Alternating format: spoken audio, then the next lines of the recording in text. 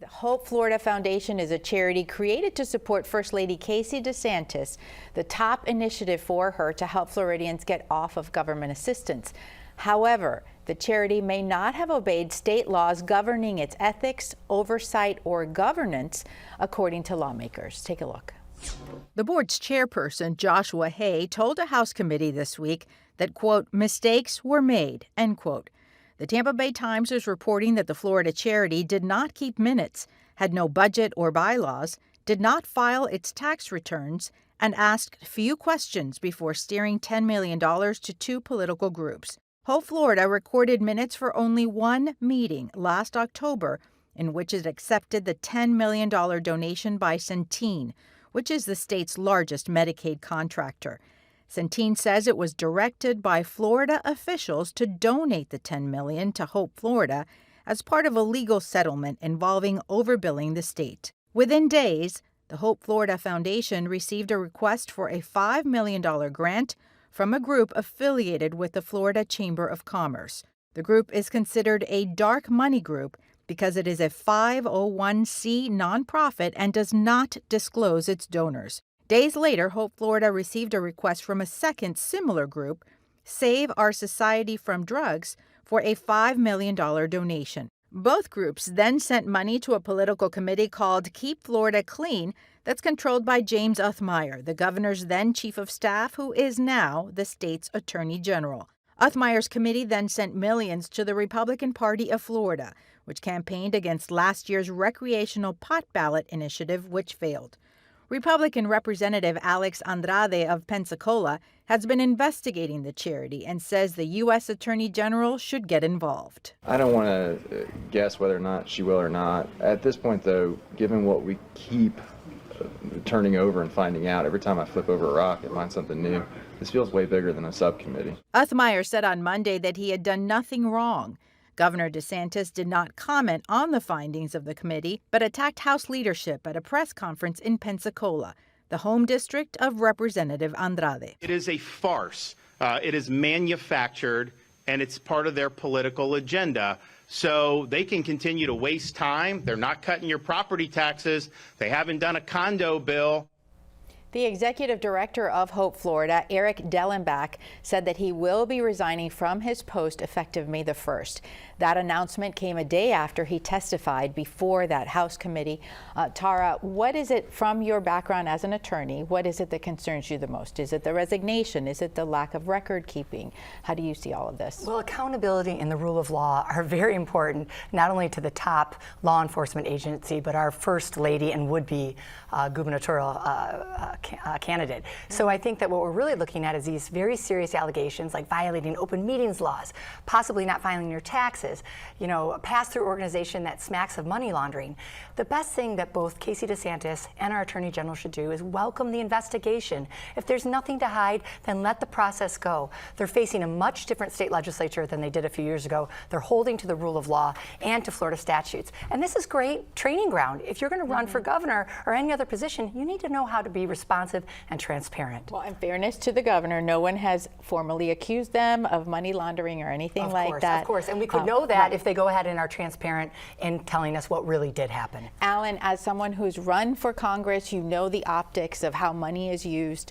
How do you see all of this playing out? I'm also a former investigative reporter who has investigated many charities across Florida that were not doing things right, so that really does hit home. But the other side of this, as you mentioned, is the political side. It says a lot that it is the Republican leadership and Republican members of the legislature who are demanding answers here. And, here's the governor and the First Lady should be aware that of situational awareness. This is not the situation that they had when they were first elected. The Republican leadership is asking tough questions.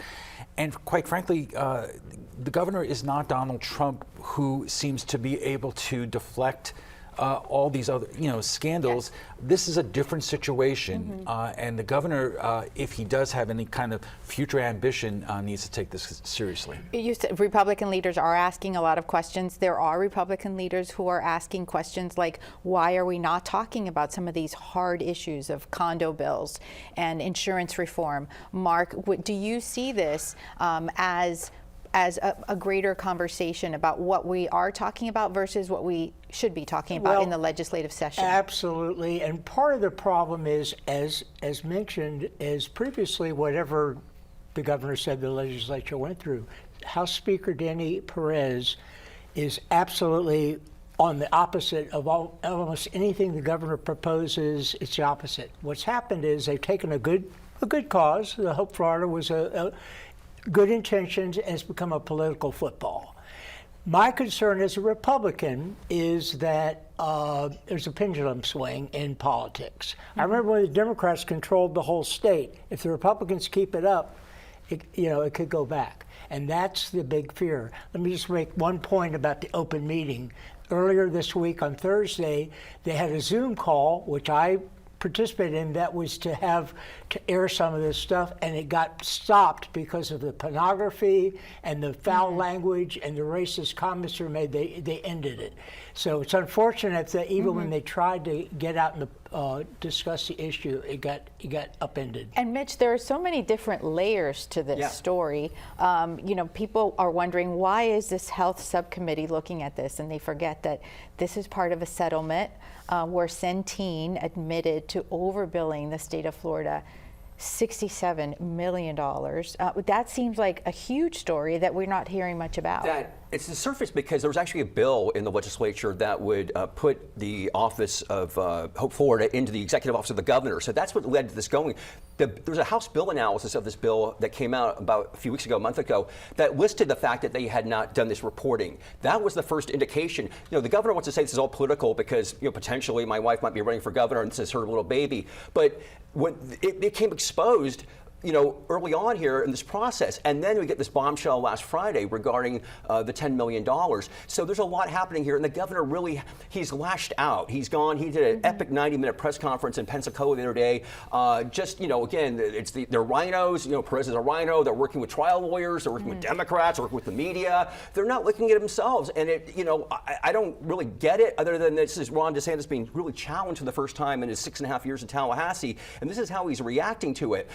And in terms of how far it goes, the session is only going to last for 2 more weeks, but House Speaker Perez has said that, he's in charge until 2026, and he's not going to give up on this. And I think he's been very consistent so far. Look, yesterday he got a little unhappy because he said there were some lies said at a press conference, but he wants to get to accountability. The thing that the Republicans say they want with DOJ is like, we want to stop this excessive money and going around. More voters want more conversation around Centene overbilling the state of Florida for these medications. This is taxpayer money. Now, to go back to what Mark was saying, and you said about, DeSantis has a point about the condo bill and some other things that maybe aren't being addressed, and that's legitimate. I mean, I think Democrats would argue those things haven't been addressed as well for a while. The fact is, though, is that Perez definitely wants to make an impact, and he's really leading the way on this. The Senate's kind of just hanging around watching how this all plays out, which is kind of interesting.